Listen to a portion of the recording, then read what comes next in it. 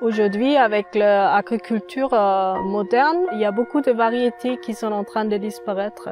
Depuis des années, les humains, ils ont développé des légumes, ils ont développé les variétés. Et juste aujourd'hui, parce qu'on travaille tous avec tracteurs et avec des machines et tout ça, il faut pas lâcher tout cet héritage. Il faut qu'il y ait encore un paquet de gens qui s'occupent de sauvegarder tout ça et de le continuer à développer comme on a toujours fait.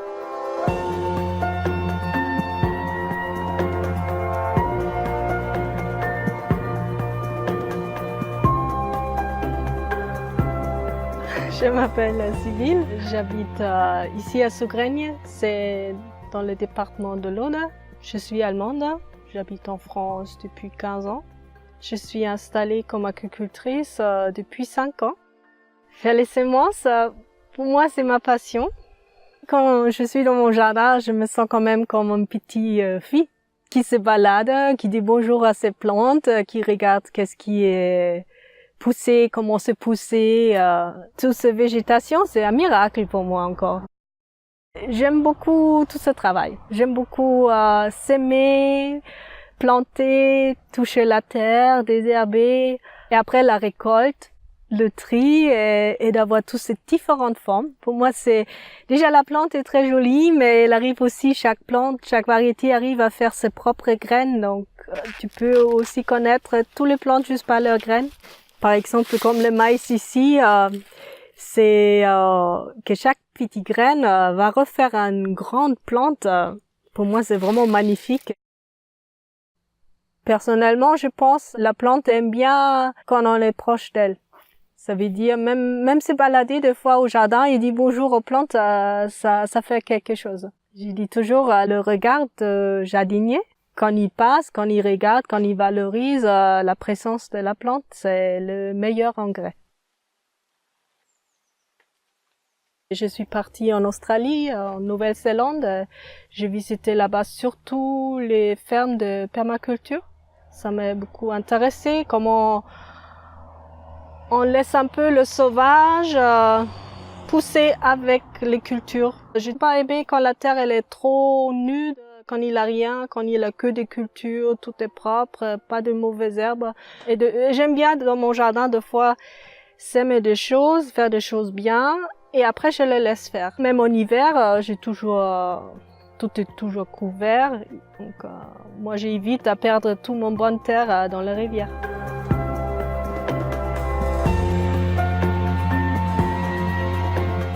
Il y a une grande liberté pour les producteurs dans cette entreprise. Parce qu'ils te laissent déjà choisir ce que tu veux produire. Il y a aussi une autre chose à Granel Pays qui me plaît beaucoup, c'est ils ont pas de problème de rajouter chaque année de nouvelles variétés. Chaque année, c'est une nouvelle aventure, ma production. Grâce à ça, je fais de certaines lots, je connais déjà, je sais comment ils sont, je connais les plantes et tout. Mais chaque année aussi, je peux essayer de nouvelles choses, découvrir vraiment des choses que j'ai jamais fait et ça c'est quand même super intéressant. Granel Pays, il aime bien quand la production de vivants reste ouverte. Ça veut dire c'est pas cadré par une salade doit être cette taille, cette forme, cette couleur. Ils aiment bien que les plantes peuvent se développer. Moi, je trouve ça important parce que ce que nos ancêtres, ils ont fait de développer les variétés, on peut continuer. Donc, il y a les deux côtés à Granel Pays. Dans un côté, on essaye vraiment de sauvegarder le plus anciennes variétés. Dans l'autre côté, on est aussi intéressé de développer les souches. Je vois des fois, comme l'année dernière, j'ai eu une reine de pourpre nain qui poussait et j'ai vu il y a 5 différents types dont je les sélectionnés et pour l'avenir, je vais les cultiver pour voir s'ils sont stables et développer peut-être des différentes variétés de reines de pourpre.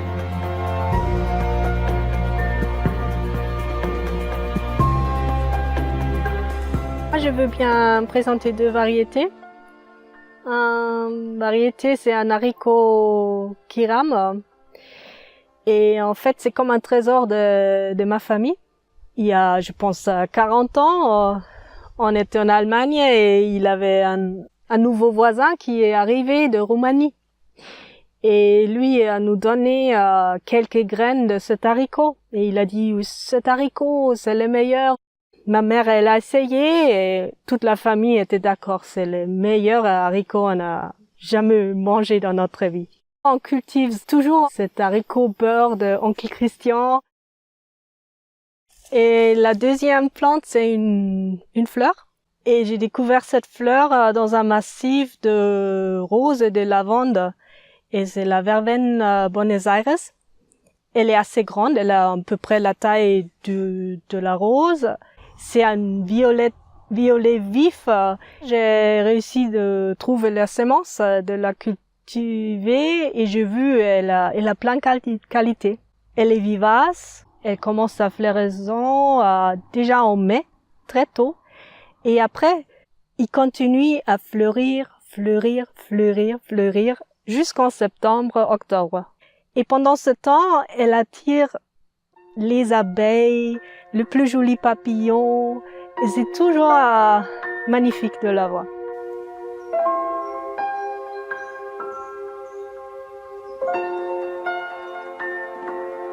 Le rôle des artisans sémenciers, lui, il peut que vivre si les petits jardiniers, les particuliers, ils se rendent compte qu'ils ont un rôle important.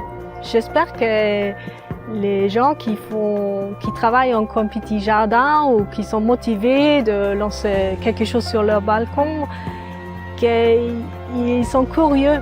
Ils cherchent des variétés, on ne connaît pas encore, d'écouter encore des légumes avec le bon goût. C'est eux qui ne sont pas forcés, comme les maraîchers par exemple, de choisir des hybrides. Eux, ils peuvent encore choisir des bons légumes avec les semences paysannes. Parce que si tout le monde va juste le chemin facile, un jour, il nous reste que des variétés sans goût. Ça, c'est des variétés pas nécessairement nourrissantes.